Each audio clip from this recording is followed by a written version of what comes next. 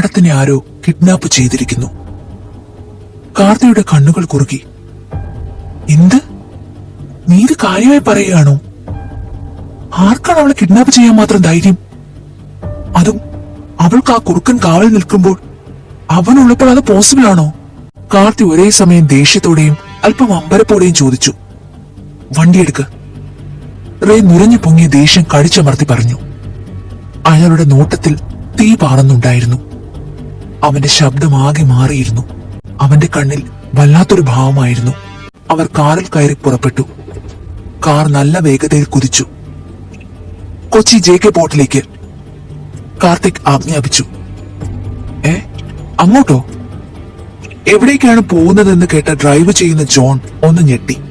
അവർ എന്തിനാണ് അങ്ങനെ ഒരു സ്ഥലത്തേക്ക് പോകുന്നതെന്ന് അവന് മനസ്സിലായില്ല. കാരണം JK പോർട്ട് എന്നത് ഒരു പ്രൈവറ്റ് ഏരിയയാണ്, അതും റേയുടെ ശത്രുക്കളുടെ സ്ഥലം. ഇവരെങ്ങനെ അങ്ങോട്ട് യാതൊരു മുൻകരുതലുകളും ഇല്ലാതെ പോകും? ജോൺ ചിന്തിച്ചു. നിനക്ക് തോന്നുന്നുണ്ടോ ആ കുറുക്കനെ ആർക്കെങ്കിലും ഒറ്റയടിക്ക് തകർക്കാൻ കഴിയുമെന്ന്? കാർത്തി ചോദിച്ചു. ആ ഒരൊറ്റ ചോദ്യം കൊണ്ട് അയാൾക്ക് സംശയം തോന്നി. വിഷ്ണു എന്നവനാണ് മാഡത്തിന് സെക്യൂരിറ്റി കൊടുക്കുന്നത്. കാഴ്ചയിൽ പയ്യനായതുകൊണ്ട് രഹസ്യ സെക്യൂരിറ്റിക്ക് അവനായിരുന്നു മികച്ചത്. മാത്രമല്ല, ആരുടെയും കണ്ണിൽപ്പെടാതെ നടക്കാൻ അവനൊരു പ്രത്യേക കഴിവാണ്. കൂടാതെ എല്ലാതരം കായിക അഭ്യാസങ്ങളും അവന് നല്ല വശമാണ്. നമ്മുടെ മാഡത്തിന് സെക്യൂരിറ്റി കൊടുക്കുന്നത് അവനാണെങ്കിൽ അവൻ അവന്റെ കാവൽ ഒഴിയാത്തിടത്തോളം കാലം ആർക്കും മാഡത്തിന് തൊടാൻ കഴിയില്ല. വിഷ്ണുവിന്റെ കാവലിനെ തകർക്കാൻ മാത്രം കഴിവുള്ളവർ ഇല്ല. ഇനി ഉണ്ടെങ്കിൽ തന്നെ അത് ബോസ് മാത്രമാണ്, അല്ലെങ്കിൽ അത് അയാളായിരിക്കും. ജോൺ ആരെ ഉദ്ദേശിച്ചു പറഞ്ഞു. നീ ഉദ്ദേശിച്ചത് തന്നെയാണ് ഞങ്ങളും കരുതുന്നത്. ജോണിന് മറുപടിയായി കാർത്തി പറഞ്ഞു. അത് ശരിക്കും അങ്ങനെ തന്നെ ആവുമെന്ന് അവന് മനസ്സിലായി. റേയുടെ സംരക്ഷണ വലയം തകർത്ത് ഒരു സാധാരണ ശത്രുവിനും അവളെ പിടിക്കാനോ അവളുടെ അടുത്തേക്ക് എത്താനോ പോലും അസാധ്യമായിരുന്നു. എന്നാലും ജോൺ കൺഫ്യൂഷനിലായിരുന്നു. എന്തിനായിരിക്കും അവരത് ചെയ്തത്? ഈ സമയം അത്രയും റേ നിശബ്ദനായിരുന്നു. അവന്റെ മുന്നിലുള്ള ലാപ്പിൽ മിഴിനട്ട് അവൻ ഇരിക്കുകയാണ്. വിഷ്ണുവിന് എന്ത് സംഭവിച്ചു എന്ന് ഒരു പിടിയുമില്ല. ഗാഥയെ തട്ടിക്കൊണ്ടുപോയെന്ന് അവന്റെ തന്നെ കൂടെയുള്ള മറ്റൊരാളാണ് പറഞ്ഞത്. അതിനാൽ തന്നെ അവിടെ എന്തൊക്കെയാ സംഭവിച്ചതെന്ന് റേക്ക് ഏകദേശ രൂപം ഉണ്ടായിരുന്നു. അവന്റെ ആകെയുള്ള ടെൻഷൻ ഗാഥ സേഫ് ആണോ എന്നും വിഷ്ണുവിന് എന്തു പറ്റി എന്നതുമാണ്. ഇവർക്ക് മുന്നേ അവരെ തിരിഞ്ഞ് എറണാകുളം മുഴുവൻ ആളുകളെ അയച്ചിട്ടുണ്ട് കാർത്തി. അങ്ങനെയാണ് ഗാഥയെ കൊണ്ടുപോയത് JK ഗ്രൂപ്പാണെന്നും അവരുടെ പോർട്ടിലേക്കാണ് പോയതെന്നും മനസ്സിലായത്. കിഡ്നാപ്പ് ചെയ്യപ്പെട്ടിട്ട് അധിക സമയമായില്ല. അതുകൊണ്ട് അവൾ സേഫ് ആയിരിക്കുമെന്നാണ് അവരുടെ വിശ്വാസം. എന്നാലും അവളെ നേരിട്ട് കാണുന്നത് വരെ റേയുടെ ഉയർന്ന ഹൃദയമിടിപ്പ് സാധാരണഗതിയിലാവില്ലായിരുന്നു. പൊടി പിടിച്ച് ഒഴിഞ്ഞു കിടക്കുന്ന ഒരു റൂമിൽ കൈകൾ ബന്ധിച്ച നിലയിലായിരുന്നു ഗാഥ. അവൾ നല്ല മയക്കത്തിലായിരുന്നു. ആ റൂമിൽ അവൾ തനിച്ചായിരുന്നു. അവൾ ഒരു വാടിയ പൂ പോലെ കിടന്നു. കുറെ സമയത്തിന് ശേഷം അവൾ പതിയെ കണ്ണു തുറന്നു. ഏതോ മരുന്നിന്റെ എഫക്റ്റ് എന്ന പോൽ അവളുടെ കണ്ണുകൾ അടഞ്ഞു വന്നു. എന്നാലും അവൾ അല്പനേരത്തെ പരിശ്രമത്തിനൊടുവിൽ കണ്ണു തുറന്നു. ആദ്യം അവൾ കണ്ടത് നിലത്തെ പൊടിയും കുറച്ചപ്പുറം മാറിക്കിടക്കുന്ന ഒരൊടിഞ്ഞ മരക്കസേരയുമാണ്. അവൾ കണ്ണു ചിമ്മി ഒന്നുകൂടെ നോക്കി. ആദ്യം അവൾക്ക് എവിടെയാ എന്താ എന്നൊന്നും പിടികിട്ടിയില്ല. അവൾ പതിയെ എണീക്കാൻ ശ്രമിച്ചു. അപ്പോഴാണ് അവളുടെ കൈകൾ ബന്ധിച്ച കാര്യം അവൾ ശ്രദ്ധിക്കുന്നത്. അതിനാൽ അവൾ പെട്ടെന്ന് തന്നെ സ്ഥലകാല ബോധം വീണ്ടെടുത്തു. എറണാകുളത്തെ കാര്യങ്ങളെല്ലാം തീർത്ത് പെട്ടെന്ന് തന്നെ റേയുടെ അടുത്തേക്ക് എത്തണം എന്ന ചിന്തയാൽ അവൾ ബസ് പിടിക്കാൻ സ്റ്റാൻഡിലേക്ക് ഓടി. എന്നാൽ അവൾ എത്തുന്നതിനും 10 മിനിറ്റ് മുൻപ് അത് പുറപ്പെട്ടിരുന്നു. ഇനി 1 മണിക്കൂർ കഴിഞ്ഞേ ബസ്സുള്ളൂ. അത്രയും സമയം അവിടെ കളയാൻ അവൾക്ക് മനസ്സ് വന്നില്ല. അതിനാൽ തന്നെ ടാക്സി വിളിക്കാമെന്ന് കരുതി ഗാഥ അതിനായി ടാക്സി സ്റ്റാൻഡിലേക്ക് പുറപ്പെട്ടു. സ്റ്റാൻഡിൽ എത്തുന്നതിന് തൊട്ടു മുൻപ് അവളുടെ മുന്നിലേക്ക് ഒരു ടാക്സി വന്ന് നിന്നു. അവൾ ഓട്ടം പോകുമോ എന്ന് ചോദിച്ചപ്പോൾ അയാൾ പെട്ടെന്ന് സമ്മതിക്കുകയും ചെയ്തു. അവൾ കാറിൽ കയറിയതും കയ്യിലിരുന്ന ബുക്ക് എടുത്ത് വായിക്കാൻ തുടങ്ങി. കുറച്ചു കഴിഞ്ഞ് അവൾ ബുക്കിൽ നിന്നും തല ഉയർത്തി നോക്കിയപ്പോൾ അവൾക്ക് മനസ്സിലായി കാർ പോകുന്നത് ശരിയായ വഴിയിലൂടെ അല്ലെന്ന്. ഹലോ ചേട്ടാ, ഈ വഴിയിലൂടെ അല്ലല്ലോ പോകേണ്ടത്? അവൾ സംശയത്തോടെ ചോദിച്ചു.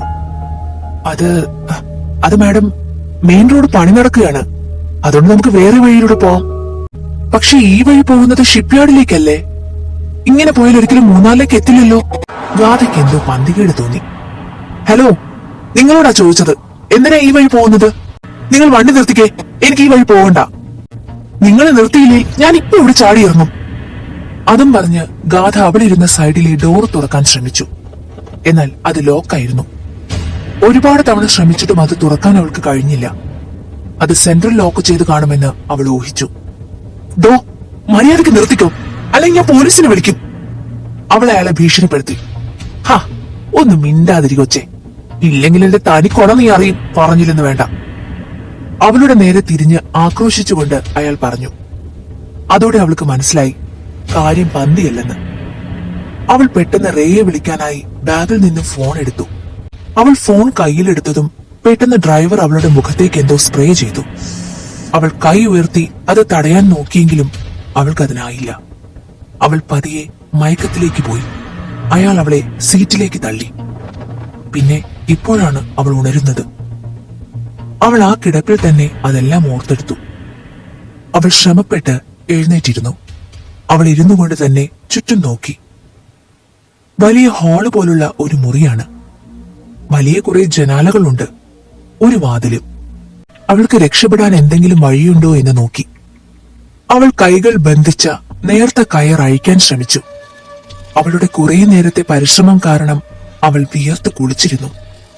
അവസാനം അടുത്തുള്ള ഒരു ടേബിളിന്റെ പൊട്ടിയ ഭാഗത്തുള്ള ആണിയിൽ ഉരസി അവൾ അത് കുറേയേറെ ഭാഗം പൊട്ടിച്ചു. ആരേലും ആ റൂമിലേക്ക് വരുന്നതിന് മുൻപ് അത് പൊട്ടിച്ച് രക്ഷപ്പെടണം എന്ന ചിന്തയിൽ അവൾ ആ പ്രവൃത്തി അതിവേഗം തുടർന്നു. എന്തൊക്കെയായാലും അവളെ കെട്ടിയിരുന്ന കയർ അത്ര ബലമുള്ളതൊന്നുമല്ലായിരുന്നു. കാഴ്ചയിൽ ദുർബലയായ സുന്ദരിയായ ഒരു സാധാരണ പെൺകുട്ടിയെ കെട്ടിയിടുമ്പോൾ ഇതിൽ കൂടുതൽ സൂക്ഷിക്കണമെന്ന് അവർക്ക് തോന്നിക്കാണില്ല. അവർ വളരെ നിസ്സാരമാക്കി അവളെ കെട്ടിയിട്ടു. കാരണം അവരുടെ മനഃശക്തിയും ബുദ്ധിശക്തിയും അവർക്കറിയില്ലല്ലോ. സമയം കടന്നുപോയി. അവസാനം അവൾ ആ കയർ പൊട്ടിച്ചു. അപ്പോഴേക്കും അവളുടെ നെറ്റിയിൽ നിന്നും വിയർപ്പ് കണങ്ങൾ ഒലിച്ചിറങ്ങിയിരുന്നു. അവൾ പതിയെ എഴുന്നേറ്റ് ആ മുറി മുഴുവൻ പരിശോധിച്ചു. ആ വാതിൽ പതിയെ ശബ്ദം കേൾപ്പിക്കാതെ തുറക്കാൻ നോക്കിയെങ്കിലും അത് പുറത്തു നിന്നും പൂട്ടിയിരുന്നു. അല്ലെങ്കിലും അതിലൂടെ പുറത്തു പോകുന്നത് റിസ്ക് ആണെന്ന് അവൾക്ക് അറിയാമായിരുന്നു. കാരണം അവൾക്ക് കാവലായി ചിലപ്പോൾ ആ വാതിലിനപ്പുറം ആരെങ്കിലും കാണും, അല്ലെങ്കിൽ പോകുന്ന വഴിയിൽ ആരെങ്കിലും കാണും. അതുകൊണ്ട് ആ വഴി അത്ര പന്തിയല്ലെന്ന് അവൾക്ക് മനസ്സിലായി. വാതിലിലൂടെ കടക്കാൻ കഴിയില്ല എന്ന് മനസ്സിലാക്കിയ നിമിഷം തന്നെ അവൾ തിരിഞ്ഞ് ജനലിലേക്ക് നോക്കി. അഴികളില്ലാത്ത വലിയ ജനലുകൾ കണ്ടപ്പോൾ അവളുടെ കണ്ണുകൾ ആവേശത്താൽ തിളങ്ങി. എന്നാൽ ഓടി ആ ജനലിനരികിലെത്തി അതിലൂടെ പുറത്തേക്ക് നോക്കിയ ഗാഥയുടെ മുഖത്തെ ചിരി പെട്ടെന്ന് മാഞ്ഞു. കാരണം അവളിപ്പോൾ 3-ാം നിലയിലാണ്. ജനലിലൂടെ പുറത്തേക്ക് നോക്കി അവൾ ആ പരിസരം മൊത്തം വീക്ഷിച്ചു. ഇതെവിടെയാ? അവൾ ചുറ്റും നോക്കി. അവിടെയുള്ള ചരക്കു കപ്പലുകളിലും കണ്ടെയ്നറിലും കാണുന്ന ലോഗോയും അടയാളങ്ങളും കണ്ടപ്പോൾ അവൾ അത്ഭുതപ്പെട്ടു.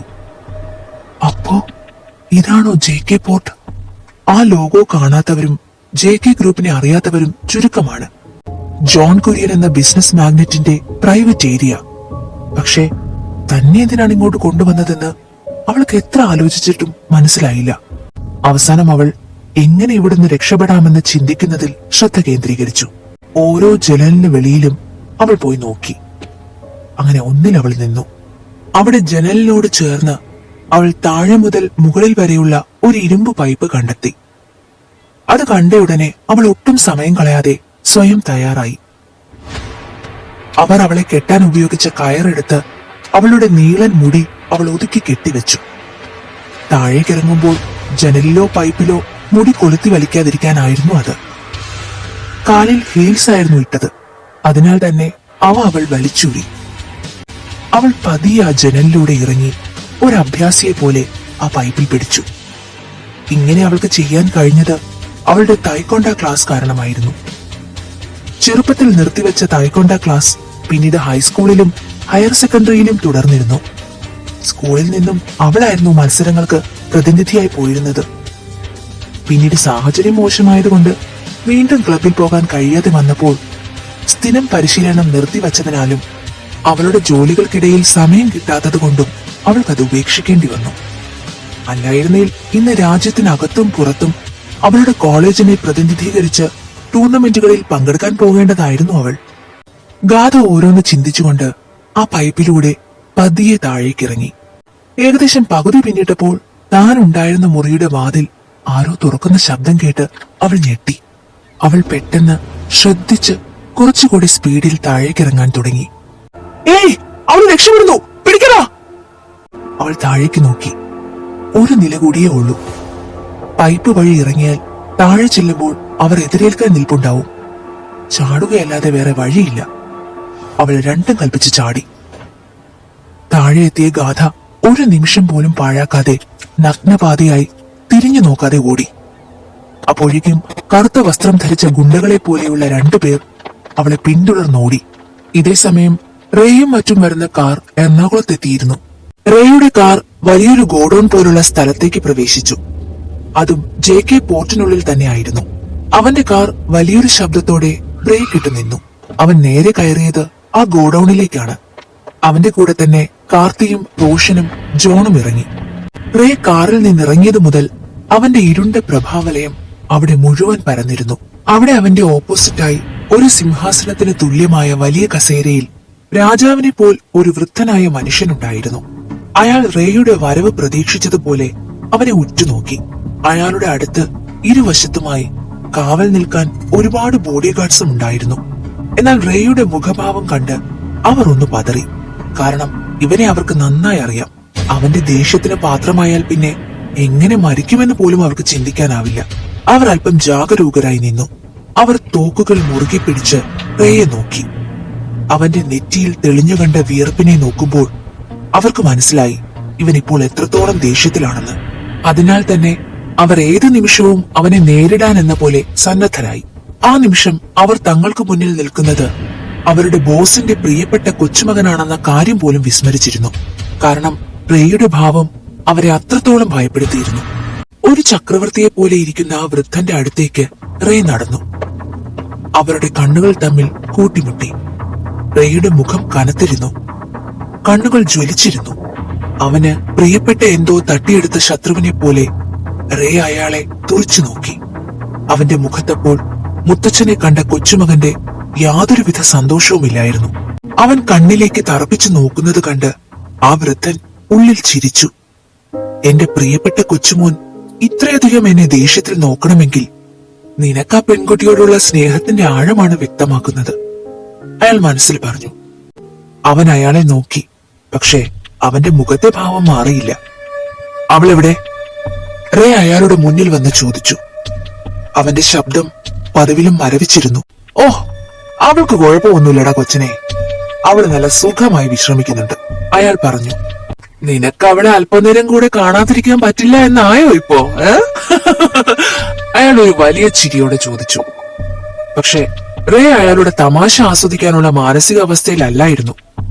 അവൻ അവൾക്ക് എന്തു പറ്റിയെന്ന് അറിയണമായിരുന്നു. അവൾ എവിടെ? റേ വീണ്ടും അത് തന്നെ ചോദിച്ചു. അവന്റെ ക്ഷമ നശിച്ചു തുടങ്ങിയിരിക്കുന്നു എന്നയാൾക്ക് മനസ്സിലായി. അവൾ ഇവിടെ തന്നെയുണ്ട്, നീ പേടിക്കണ്ട. പിന്നെ അവൾ ഓടിപ്പോവാതിരിക്കാൻ അവളെ ഒന്ന് കെട്ടിവച്ചിട്ടുണ്ടെന്നേ ഉള്ളൂ. അയാൾ അത് പറഞ്ഞതും റേയുടെ മുഖം ഇരുണ്ടു. അവന്റെ ഭാവം മാറിയതും റോഷൻ പെട്ടെന്ന് അവൻ അരികിലേക്ക് വന്നു. അവൻ വന്ന് റേയുടെ തോളിൽ പിടിച്ചപ്പോൾ റേ വീണ്ടും അല്പം ശാന്തനായി കാണപ്പെട്ടു. അവൻ ആ വൃദ്ധനോടൊന്നും പറയാതെ തിരിഞ്ഞ് വാതിലിനടുത്തേക്ക് നടന്നു. റേയെ ഗാഥയെ കെട്ടിയിട്ടിരിക്കുന്ന ഭാഗത്തേക്ക് കൊണ്ടുപോകാൻ അയാൾ കൂടെയുള്ള ആൾക്ക് ആംഗ്യം കാണിച്ചു. ഇനിയും അവന് ക്ഷമയോടെ നിൽക്കാൻ കഴിയില്ലെന്ന് അയാൾക്ക് മനസ്സിലായി. അവനെ ദേഷ്യം പിടിപ്പിക്കുന്നത് അപകടകരമാണെന്ന് ആ വൃദ്ധൻ അറിയാമായിരുന്നു. അയാൾ പുഞ്ചിരിയോടെ പറഞ്ഞു, കാര്യങ്ങൾ അത്ര മോശമല്ല, മാറ്റങ്ങൾ പലതും കാണുന്നുണ്ട്. അയാൾ എന്തോ അർത്ഥം വെച്ചാണ് അത് പറഞ്ഞത്. ഗാഥയെ കൊണ്ടുവന്ന ആളുകളോട് അവളോട് നല്ല രീതിയിൽ പെരുമാറാനും അവളെ യാതൊരു വിധത്തിലും ഉപദ്രവിക്കരുത് എന്നും അയാൾ കർശനമായി പറഞ്ഞിരുന്നു. അല്ലെങ്കിൽ ഇവിടെ ഒരു യുദ്ധം തന്നെ നടക്കുമായിരുന്നു എന്നയാൾ ആലോചിച്ചു. അർജുൻ, നീ പോകല്ലേ, അവിടെ നിൽക്ക് കുറച്ചു നേരം. റേയുടെ പിറകെ പോകാൻ തുടങ്ങിയ കാർത്തിയെ തടഞ്ഞുകൊണ്ട് അയാൾ പറഞ്ഞു. കാർത്തി ആ സമയം അവന്റെ മുഖംമൂടി ധരിച്ചിരുന്നില്ല. അതിനാൽ അവൻ കാർത്തി എന്ന കപടവേഷത്തിലായിരുന്നില്ല. അവന്റെ യഥാർത്ഥ രൂപത്തിലും പേരിലുമായിരുന്നു അപ്പോൾ. അർജുൻ, അതായിരുന്നു ആ വാമ്പയർ മുഖത്തിനുടമയുടെ പേര്. കാർത്തി എന്നത് എന്തിനോ ഉള്ള ഒരു മറ പോലെ അവൻ സൃഷ്ടിച്ചെടുത്ത രൂപവും പേരുമായിരുന്നു. അയാൾ നിൽക്കാൻ പറഞ്ഞപ്പോൾ കാർത്തി എന്ന അർജുൻ അല്പം വിഷമത്തോടെ തിരിഞ്ഞു നോക്കി. റേ വാതിൽ കടന്ന് പുറത്തിറങ്ങിയിരുന്നു. അവനും അവരുടെ കൂടെ പോകാൻ അതിയായ ആഗ്രഹമുണ്ട്. പക്ഷേ ആ വൃദ്ധന്റെ വാക്കുകളെ മറികടക്കാൻ അവനായില്ല. ഉഫ്, ഈ കളവൻ! എനിക്ക് അവരുടെ കൂടെ പോകേണ്ടതല്ലേ? അവളെ കാണുമ്പോഴുള്ള റേയുടെ മുഖം എനിക്ക് കാണണമായിരുന്നു.